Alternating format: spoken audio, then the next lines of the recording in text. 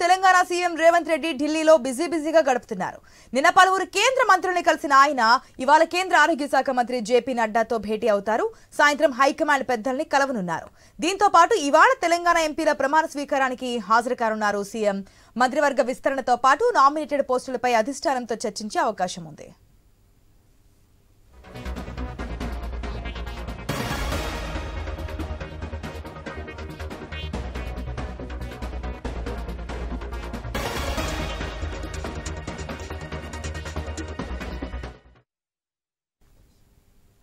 Telangana CM Revanth Reddy ఢిల్లీలో బిజీగా గడుపుతున్నారు. నిన్న పలువురు కేంద్ర మంత్రుల్ని కలిసిన ఆయన ఇవాళ కేంద్ర ఆరోగ్య శాఖ మంత్రి జేపీ నడ్డాతో భేటీ అవుతారు. సాయంత్రం హైకమాండ్ పెద్దల్ని కలవనున్నారు. దీంతో పాటు ఇవాళ తెలంగాణ ఎంపీల ప్రమాణ స్వీకారానికి కూడా హాజరు కాబోతున్నారు రేవంత్. మంత్రివర్గ విస్తరణతో పాటు నామినేటెడ్ పోస్టులపై అధిష్టానంతో చర్చించే అవకాశం కనిపిస్తోంది. పూర్తి అప్డేట్స్ మా స్పెషల్ కరెస్పాండెంట్ సునీల్ అడిగి తెలుసుకుందాం. రైట్ సునీల్, ఏదైతే ఎంపీల ప్రమాణ స్వీకారానికి హాజరవడంతో పాటు ఏదైతే తెలంగాణలో మెయిన్ ఇష్యూ నామినేటెడ్ పోస్టుల గురించి చాలా మంది కర్చీఫ్లేసి కూర్చున్నారు. పెద్దలందరినీ కూడా కలుస్తున్నారు. మంత్రివర్గ విస్తరణకు సంబంధించి కూడా ఈసారి నిర్ణయం తీసుకోబోతున్నట్టు తెలుస్తుంది. ఇవన్నీ కూడా మాట్లాడే ఛాన్సెస్ కనిపిస్తున్నాయా? సీఎం రేవంత్ రెడ్డి రెండో రోజు ఢిల్లీలో బిజీగా ఉన్నారు. ఈ రోజు ఆయన మరి కాసేపట్లోనే కేంద్ర ఆరోగ్య శాఖ మంత్రి జేపీ నడ్డాను కలవబోతున్నారు. ఆయన కార్యాలయానికి వెళ్లి ఎంపీలతో కలిసి వెళ్లి రాష్ట్రానికి సంబంధించి ఇప్పటికే ఇటు మెడికల్ కాలేజీలు కావచ్చు, అదేవిధంగా కొన్ని ఆసుపత్రుల నిర్మాణం కూడా చేపట్టింది. వాటన్నిటికి సంబంధించి నిధుల కోసం సీఎం రేవంత్ రెడ్డి అని కలవబోతున్నారు. ఆ తర్వాత మధ్యాహ్నం ఈరోజు తెలంగాణ ఎంపీలు పార్లమెంట్ లో ఎంపీలుగా ప్రమాణ స్వీకారం చేయబోతున్నారు. ఆ కార్యక్రమానికి సీఎం అదేవిధంగా మంత్రి కోమటిరెడ్డి ఇద్దరు హాజరవుతారు.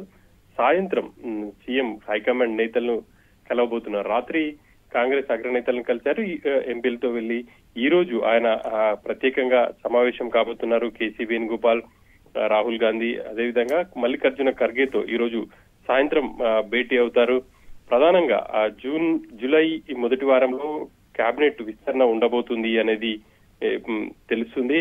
ఆ మేరకు కొత్తగా ఎవరిని తీసుకోవాలి, ఏ జిల్లాల నుంచి ఎవరికి ప్రాధాన్యం ఇవ్వాలి అన్న అంశాలని హైకమాండ్ నేతల ముందు ఉంచబోతున్నారు.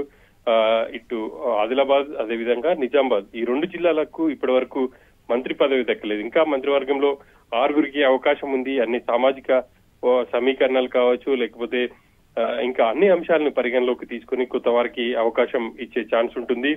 ఈ కొత్తగా ఈ పార్టీలో జాయిన్ అయిన నేతల్ని కూడా వాళ్ళకి కూడా సముచిత స్థానం కల్పిస్తారన్న ప్రచారం అయితే ఉంది. మరి కొత్తగా జాయిన్ అయినటువంటి నేతలకు ఏ పదవులు కట్టబెడతారు అనేది చూడాలి.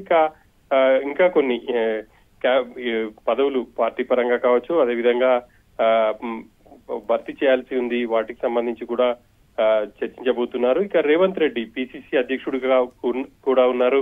ఆయన పదవి కాలం ఈ నెల 27తో ముగియబోతుంది.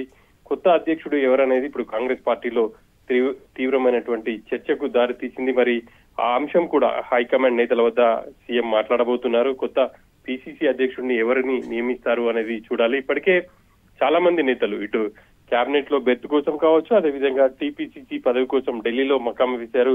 హైకమాండ్ నేతలను కూడా కలిసే ప్రయత్నాలు అయితే చేస్తున్నారు. ఇటు సీఎం తో పాటు కొంతమంది ఆయన వర్గానికి సంబంధించినటువంటి నేతలు కూడా ఖచ్చితంగా పిసిసి కోసం ప్రయత్నాలు చేస్తున్నారు. ఇప్పటికే వాళ్ళందరూ కూడా ఢిల్లీలోనే ఉన్నారు. ఈ సాయంత్రం సీఎం ఇటు హైకమాండ్ నేతలతో మాట్లాడిన తర్వాత ఇటు మంత్రివర్గ విస్తరణ కావచ్చు, అదేవిధంగా కేబినెట్ విస్తరణ, అదేవిధంగా మిగతా పదవులకు సంబంధించి ఒక క్లారిటీ రాబోతుంది. కొత్తగా వచ్చిన నేతలకు సంబంధించి ఇప్పటికే ఎమ్మెల్యేలకు సంబంధించి ఇప్పటికే జగిత్యాల్లో అంశం కాంగ్రెస్ పార్టీ సీరియస్ గానే తీసుకుంది అని చెప్పాలి. అక్కడ ఎమ్మెల్సీగా ఉన్నటువంటి జీవన్ రెడ్డి తనకు తెలియకుండానే ఎమ్మెల్యే సంజయ్ ని తీసుకోవడంపై ఆయన నిన్నటి నుంచి చాలా సీరియస్ గా ఉన్నారు. మంత్రి శ్రీధర్ బాబు అక్కడికి వెళ్లి ఆయనతో మాట్లాడే ప్రయత్నం చేశారు. ఈ అంశాలన్నిటిని కూడా రేవంత్ రెడ్డి ఈ రోజు హైకమాండ్ తో మాట్లాడి జీవన్ రెడ్డిని బుజ్జగించే ప్రయత్నాలు కూడా చేస్తున్నట్టు తెలుస్తుంది. Right Sunil, thanks for the update.